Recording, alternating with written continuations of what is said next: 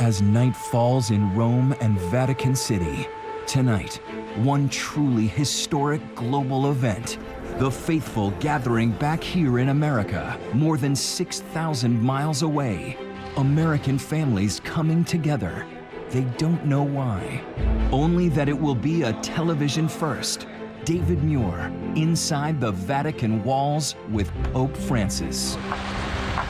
Because before the Pope comes to America, America comes to the Pope. Aquí en el Vaticano. Hundreds gathered in 3 U.S. cities. Chicago, Los Angeles, and McAllen, Texas. Today is going to be a day you will never forget. About to learn they're getting their moment with the Pope. I want to tell you something, Marcus.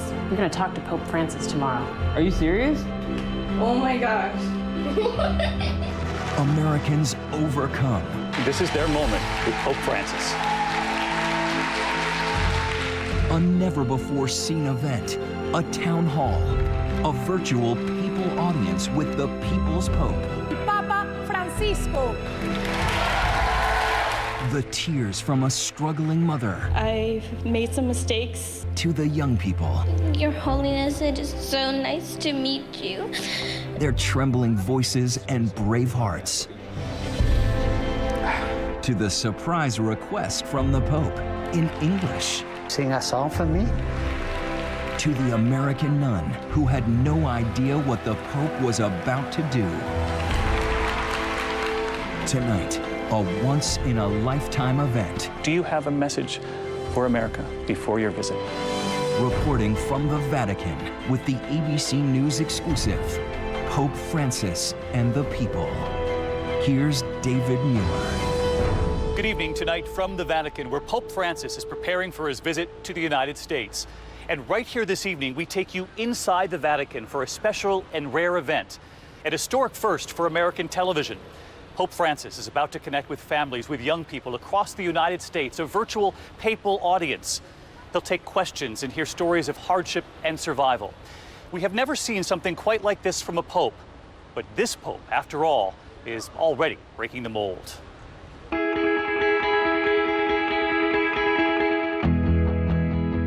Our journey to the Vatican, where millions visit every year, drawn here by their faith and their fascination with a pope who is of the people and who has opened doors in ways we have never seen before, face to face with his followers and hand to hand with so many children.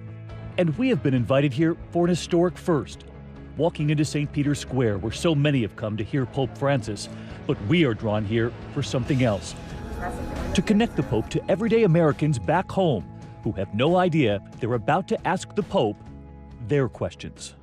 Because as they sit there, I find myself standing outside this back door inside Vatican walls, where they tell me the Pope will soon emerge. I would stand there and wait.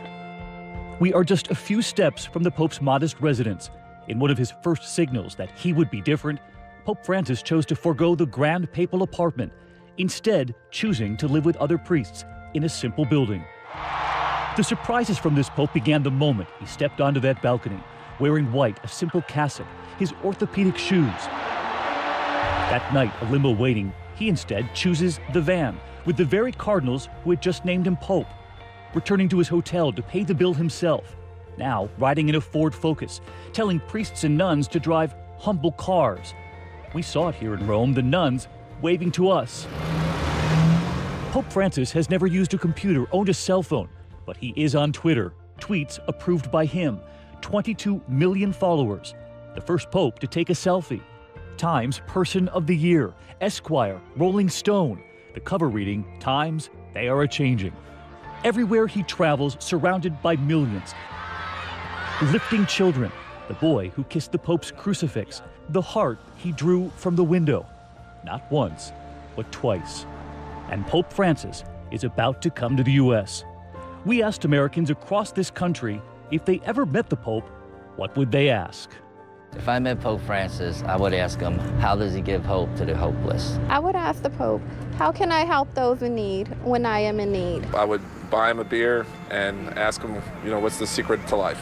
If I met the Pope, I would ask how to be a more impactful youth. All questions if they ever met him. all drawn in by his common touch. Outspoken on the poor, immigration, climate change, and famously saying, if someone is gay and searches for the Lord, who am I to judge? He wants the church to be a place of comfort for people rather than a place of judgment. And now back inside the Vatican where I'd been waiting, the door suddenly opens. The door closes, and Pope Francis is standing right there. A simple request. He wanted to meet me before the cameras. The Pope emerges. Our walk to the room in the Vatican where he will now take questions from Americans back home. And hundreds of them are just now seeing the Pope too. Cristo Rey Jesuit High School, Chicago. The Sacred Heart Catholic Church in McAllen, Texas. And in Los Angeles, they see the Pope too. They've just learned they're about to meet Pope Francis, a virtual papal audience, a conversation with him, unprecedented. The Pope entering the room. A smile from him, surprised at the scope of the crew. He shakes everyone's hand in that room and blesses them. And then we would sit down with the Pope. Su Santidad, es un gran honor estar con usted aquí en el Vaticano y muchas gracias por su tiempo hoy. Lo hago con gusto. We tell him we are honored, speaking in English and in Spanish, his native language. And we are curious if you have a message before your visit to the United States. Un saludo grande. A big hello. Gran saludo. A big hello a la comunidad católica to the Catholic community of the United States and to everyone, to all citizens of the United States. That's my message, an affectionate greeting. Muchas gracias. Holy Father, we want to take you now to Chicago, to the Cristo Rey Jesuit School. Ahora, nos vamos a Chicago a la Escuela Jesuita Cristo Rey.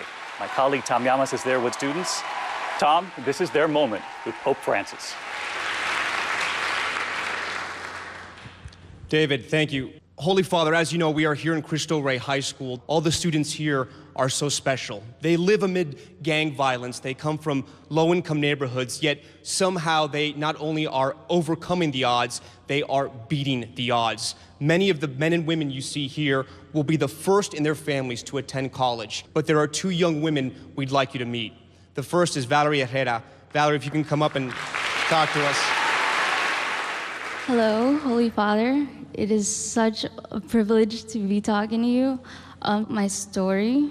Since I was 4, I started to get my vitiligo around my eye. And it was something that I didn't know what was happening, right? But when I started going to school, well, you know, I was picked on. I was bullied because of how I looked like.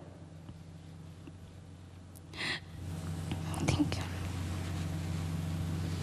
It's okay. Well,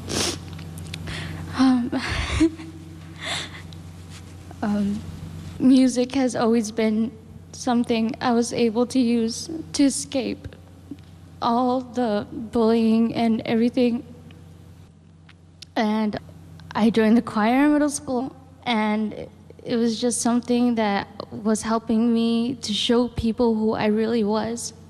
And it wasn't just the girl that looks different from everyone else, but the girl that has many talents and that is not just someone who looks different, but just a normal girl like everyone else. So my question is, what are you expecting from us, the youth? What are you expecting us to do to be? The Pope, after hearing Valerie's story about bullying in her childhood, finding music to overcome it, is about to surprise us all in English. Valerie, I would like to hear you singing. May I ask of you to sing a song for me? Sure.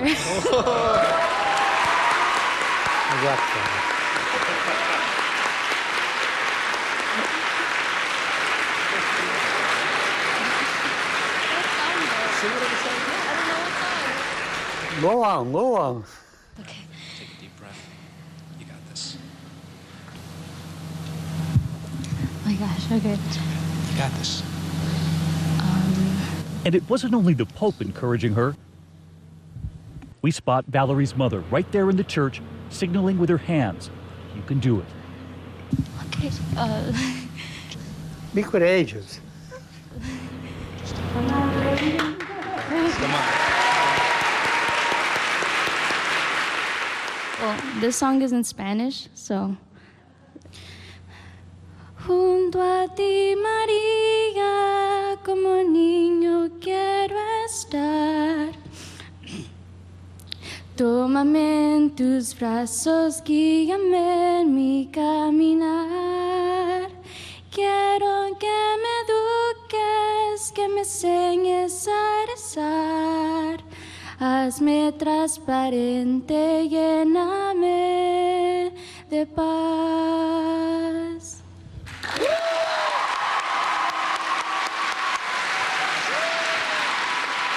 Thank you very much. It's very kind of you. Y mi primera respuesta My first response to your question es esa. is that Lo que espero de los what I jóvenes hope for from youth es que no is for you all not to walk alone in life. Es el primer paso. That's the first step. I hope for many other things Que se animen that you feel encouraged con el to amor walk y la with the love and the tenderness de los of demás. others. Life is very difficult. It's difficult to walk Uno alone. se pierde, You get lost. uno se confunde, You get confused. puede detenerse. You can stop because you get tired of walking in life. El joven tiene que buscar en la vida Each young person has to seek someone in life to help them along the path. Puede ser su papá, su This might be your mamá, father, un your pariente, mother, un a amigo, kinsman, a un friend, abuelo, una a abuela, grandmother los or abuelos. grandfather, Pero alguien que te ayude a but someone that will confrontar help you to las cosas de la face things in life. Caminar acompañado, primero. First, walk with Segundo, company. de los jóvenes espero Second, que caminen hope con young valentía. people walk with courage. It was difficult for you just now to take the first step on that path when I asked you to sing for me. You were excited, you didn't know how, but you were courageous and you took the first step and you sang very beautifully. Keep singing. You sing beautifully. O sea, la valentía te da alegría. Courage y la gives you alegría te da joy, esperanza, and joy que son gives you regalos de hope, Dios, which is a obviamente. gift of God, obviously. Ustedes tienen You la have the fuerza para strength to vencer. overcome. No se Don't be asusten, no se scared. Don't detengan. stop. Siempre adelante, con Always move valentía, forward with con courage esperanza. and with hope. Y Dios And if si se lo you piden, ask te dará God, esa esperanza. God will give you that hope. Esa es mi respuesta. That's my response, Valerie. Y gracias por And thank you for the song. Thank you, Holy Father. Valerie, thank you so much. Holy Father, we want to introduce you to another young woman who is also incredibly courageous. Alexandra Vasquez, if you can come up now. 17-year-old Alexandra Vasquez is next, telling Pope Francis her story. Hello, Holy Father. Her lifelong struggle to overcome the loss of her father, who died when she was just 5. Sometimes it gets really hard, and sometimes, I don't really sleep much, but I try to think about my dad and how he would want me to be a good person. So I always try to make him proud. I hope that I can make a difference in people's lives. Muchas gracias, Alexandra. Go on by the path. God bless you. A smile from Alexandra and from Valerie. I turn to Pope Francis. A song for the Pope? That's difficult. Canción para el Papa es difícil. When we come back, the families in Los Angeles get their moment with the Pope. And soon the bravery of a single mother on display, wiping away her tears when she hears the Pope's message for her. This 2020 special continues. Once again, David Muir.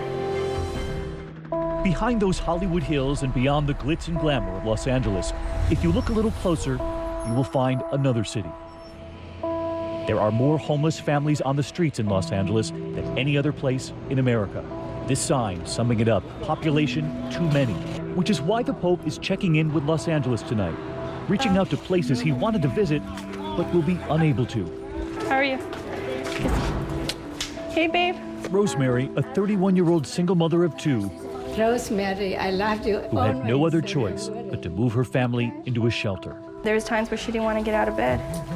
And I had to remind her, baby, we need to do this. Rosemary just getting her first apartment for her girls. Ta-da! Finally! A family grateful, a prayer of thanks for their blessings. You say grace. Thank you, God, for this day. And we sent Cecilia Vega to tell them they'll now share those blessings with the Pope. You guys are going to talk to Pope Francis. No. You serious? Yep. Oh my gosh. Oh my gosh, I'm gonna cry. Oh my gosh. Wow, that's beautiful. I mean, I don't even deserve it. God is so good to me. And then there's Marcus, the brave teenager who was once in a foster home, once adopted, and until just last week, he was living in a shelter. This is my prized blazer. I wear this a lot. Showing us his best jacket, and we tell him that's a good thing, because he's about to talk to the Pope. I want to tell you something, Marcus. You're going to talk to Pope Francis tomorrow. Am I really? Are you serious? Yeah. Thank you guys, dude.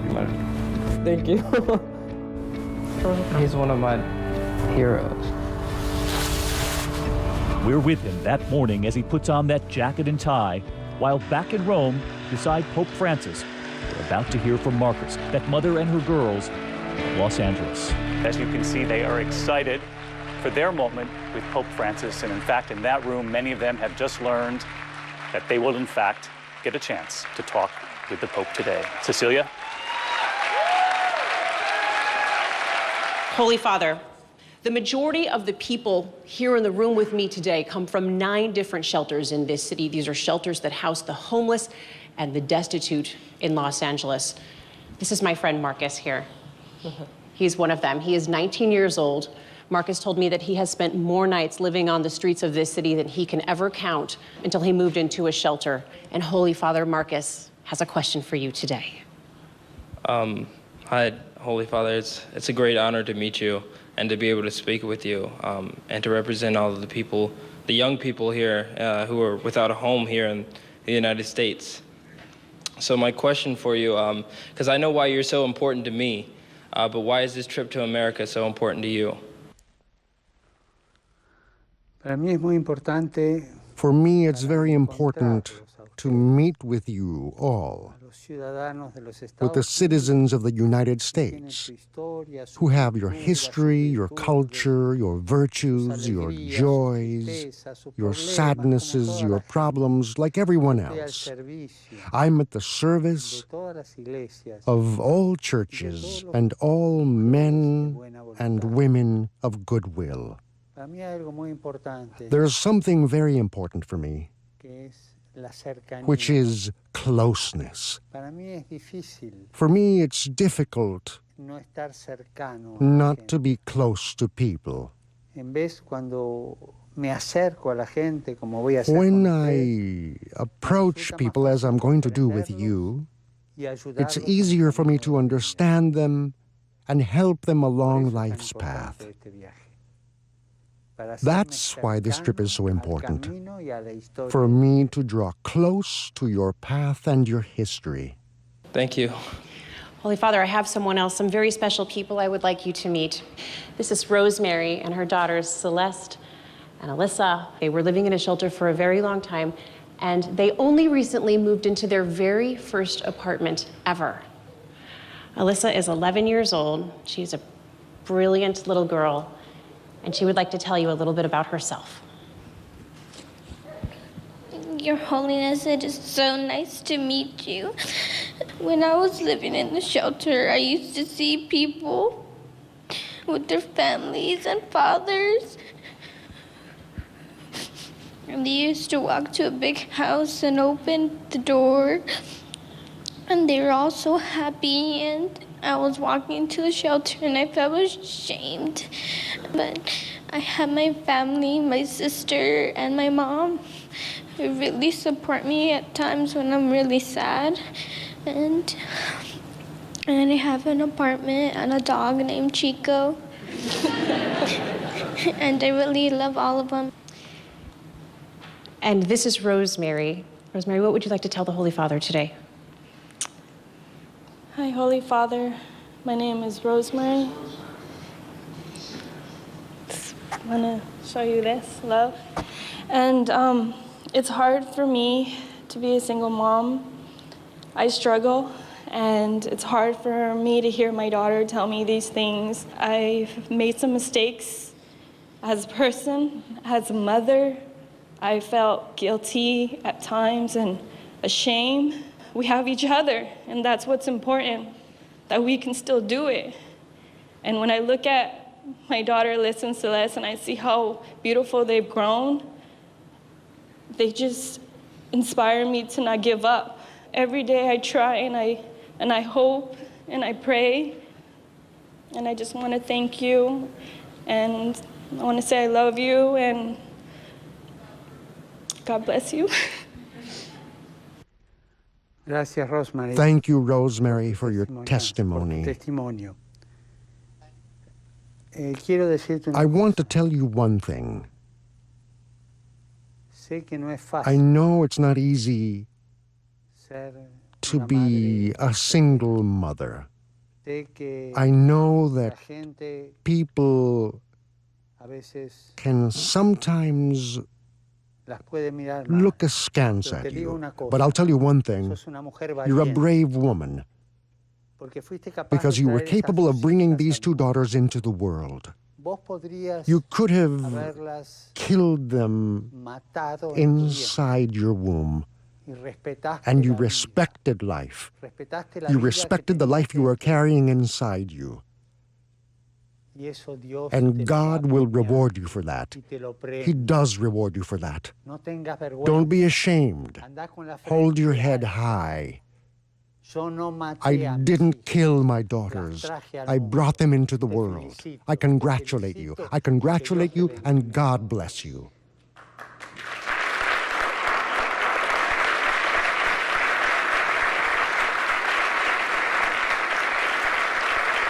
And thousands of miles away in Rome, sitting beside the Pope, we see those tears.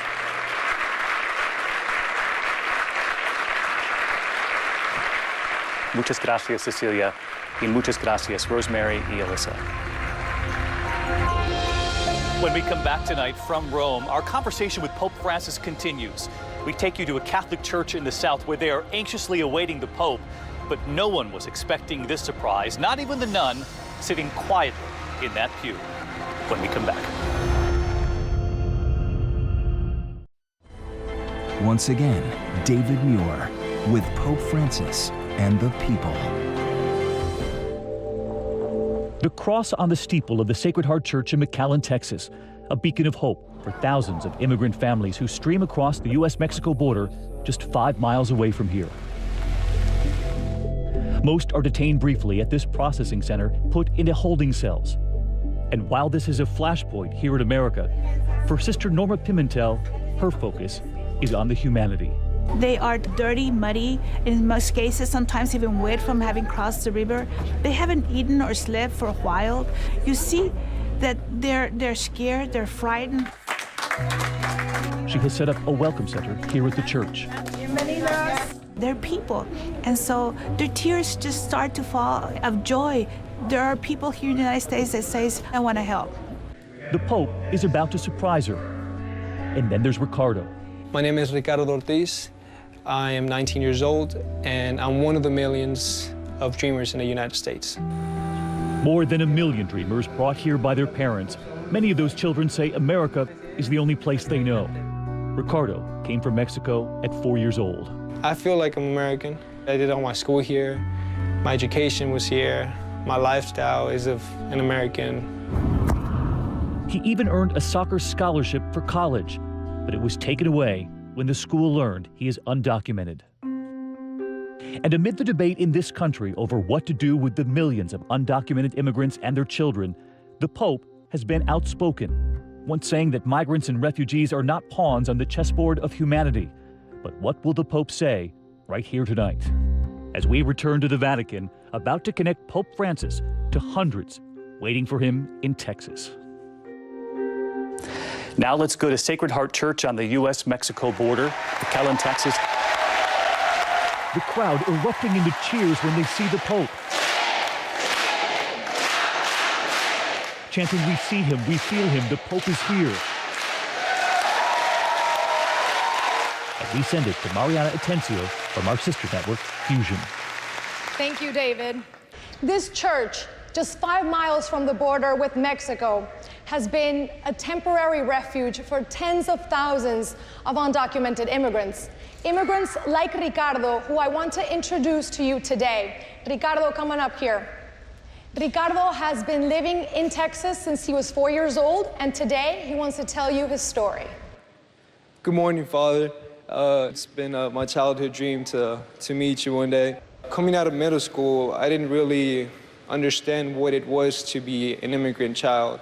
I didn't understand that because I was born on the other side of a border, that life would be different for me. At the age of 16, 17, my dad had an accident.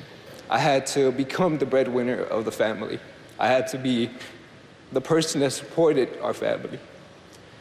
Having to support a family of 6 and having younger brothers look up to you really made it hard on me. There was times that maybe we had to skip a meal, maybe we had to eat just beans and a tortilla because there was no money. When it got time to head out to college, they informed me that I wasn't able to attend the university of my dreams because I wasn't a United States citizen. I ended up going to a community college, started working full-time, and started supporting my family. I have a question for you, Father. It's with all these problems in the world, the poverty, our education system, and immigration itself, what do you feel is the solution to this problem? Thank you. Evidentemente que Clearly, listening to your story, I can tell you that life made you a father before your time because you had to support your family from a very young age while your father was ill. But you knew how to do it because you had a father who had the courage to initiate you along that path of work and struggle, and the courage afterward to put you in school with great sacrifice. There are many injustices in this life. Jesus was born on the street.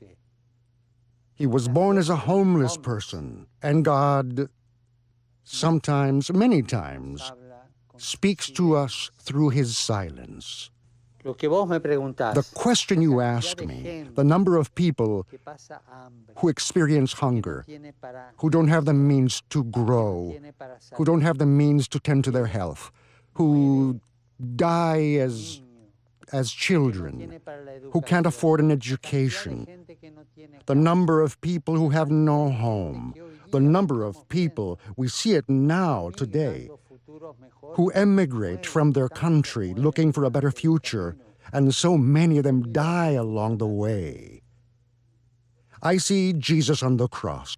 What to do?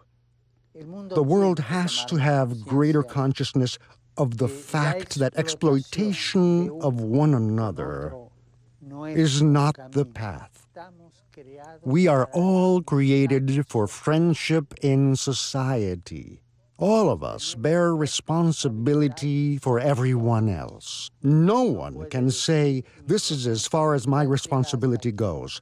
We are all responsible for everyone, to help each other out as best we can. Friendship in society, that's what God created us for. Speaking in soccer terms, I would say to you that the match is played between friendship in society and enmity in society. You take care of yourself and let the other person take care of themselves. That is not God's plan. That's what I can think of to say to you, and also to express my admiration for you. Life turned you into a father before your time. So when you actually become a father and have your own children, keep educating them and bring them along the path that you learned from your father. Thank you. Gracias, Padre. Thank you, Holy Father. When we come back, one more person sitting in that church, Sister Norma, just not expecting this, nor were we. I want to see her. When the Pope asked to speak to that nun.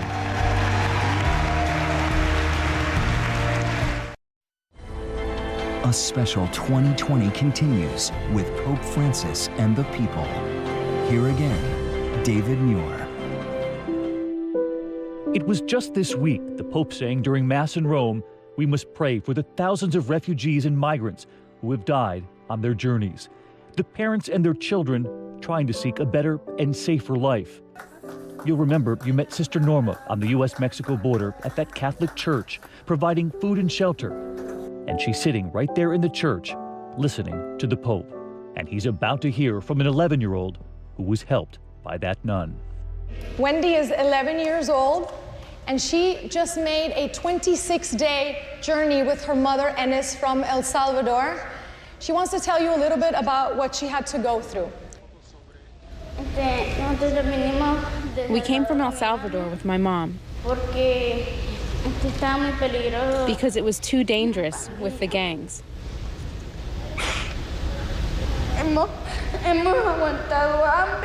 We were starving. We slept in the mountains with my mom. They were threatening my mom. As we crossed the river, I almost drowned. But she's here now, Holy Father, and she, even after everything she went through, she made a drawing for you. Es muy hermoso. That's very beautiful.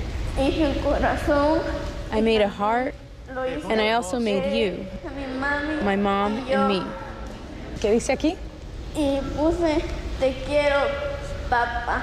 I put, I love you, Pope. Thank you, Wendy. Muchas gracias. Muchas gracias. Thank you very much. Thank you very much. Ahora quisiera decir una palabra. Now I'd like to say a word. At one point, the Pope signaling to me. No corten sin que yo... After spotting that nun in the pew, Sister Norma, telling me he'd like to speak to her. Había allí una hermana. There was a sister there from a religious order. La quiero ver. I want to see her.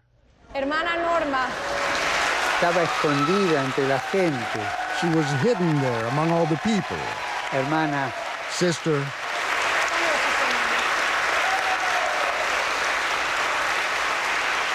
Yo quiero agradecer. I want to thank you. I want to thank all the sisters of religious orders in the U.S. for the work that you have done and that you do in the United States. It's great. I congratulate you. Be courageous. Move forward. Take the lead. Always. I'll tell you one other thing. Is it inappropriate for the Pope to say this? I love you all very much.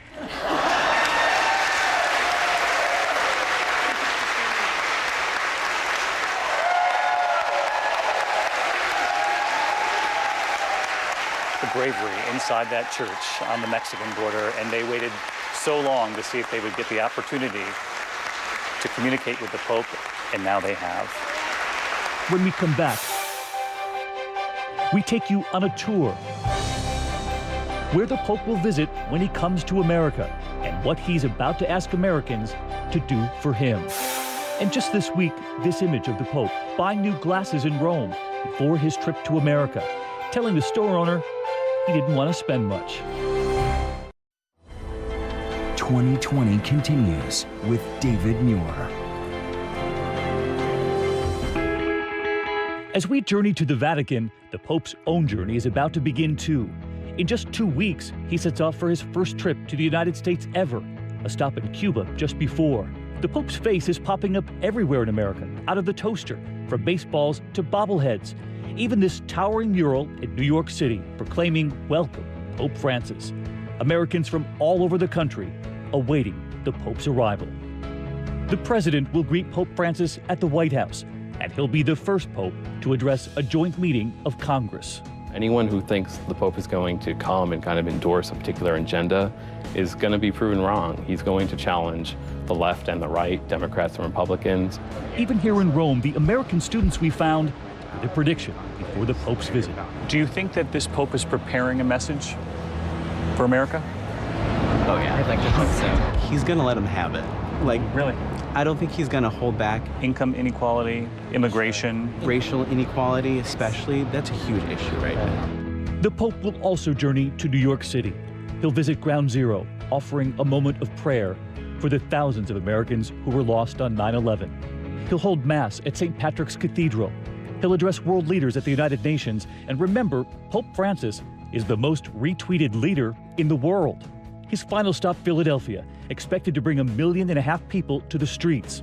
He will walk out onto Independence Mall, speaking from the same simple wooden lectern Abraham Lincoln used for the Gettysburg Address. But before he gets there, a gift from America.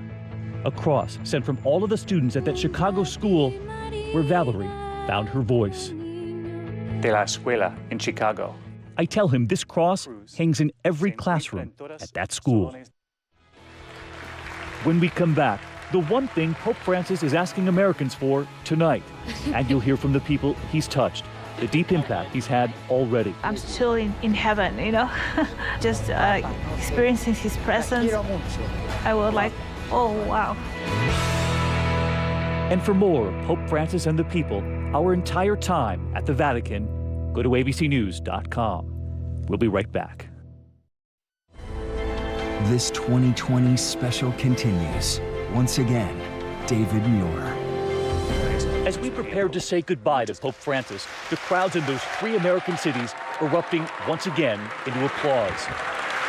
And for those able to ask the Pope questions tonight, to share with him their stories of adversity, they are moments they will never forget. Valerie, who after her bravery, that song, a hug from her mother, telling us it is a moment that changed her. I know now that I'm an inspiration to many people that feel like they're alone, and so I'm just an example of that you can be courageous. And then the nun he singled out, Sister Norma. And I said, oh, that's me. Hermana Norma. He's actually speaking to me. And then I saw his little hand go like, come, come, come, come. Go like, oh my God. I felt like a little child, you know, called forth by their dear Father. I'm still in heaven, you know, just experiencing his presence. It was wonderful. His message to Ricardo to keep going. For him to tell me that just made me realize that what my father and my mother have taught me was right, and it's something that I'm going to continue to do. And the single mother he called courageous.